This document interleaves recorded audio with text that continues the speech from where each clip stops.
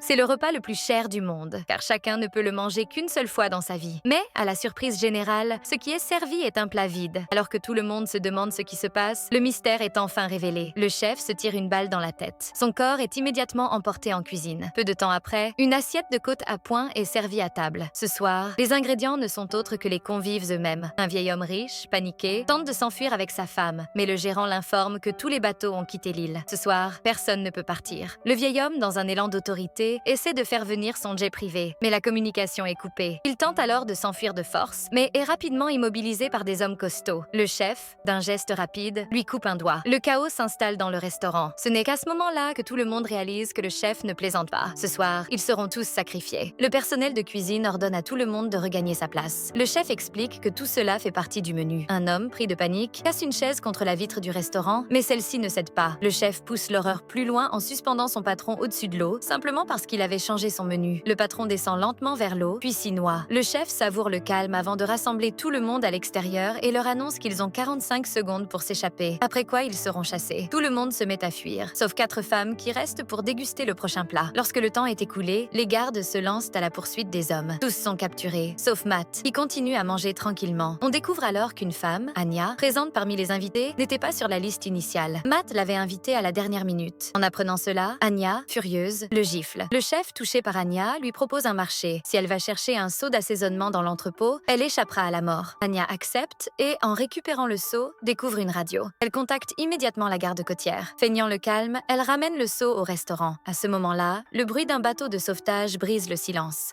Le chef réalise qu'Anya a utilisé sa radio, mais avant qu'il ne réagisse, la police entre dans le restaurant. Sous la menace du chef, aucun des invités n'ose appeler à l'aide. Mais un acteur, en signant un autographe, réussit à glisser un message de détresse à un garde. Le policier, comprenant la situation, pointe son arme sur le chef, mais se retourne soudainement vers Anya et allume une bougie. Ce n'était en fait qu'un briquet. Ce garde s'avère être un complice du chef. Pour le chef, Anya n'était pas différente des autres invités, condamnés à être mangés. Alors que le dernier plat est en préparation, Anya se lève soudainement et, imitant le chef, claque des mains, critiquant son manque de cœur dans la préparation des plats et affirmant qu'elle avait encore faim. Intrigué, le chef lui demande ce qu'elle veut manger. Anya lui répond qu'elle souhaite un cheeseburger avec des frites. Le chef, curieux, décide de préparer ce dernier plat. En réalité, Anya avait remarqué une photo dans la chambre du chef où il souriait en préparant un cheeseburger. Ce geste était un rappel pour le chef de retrouver la vraie valeur de son art, écrasé par le capitalisme.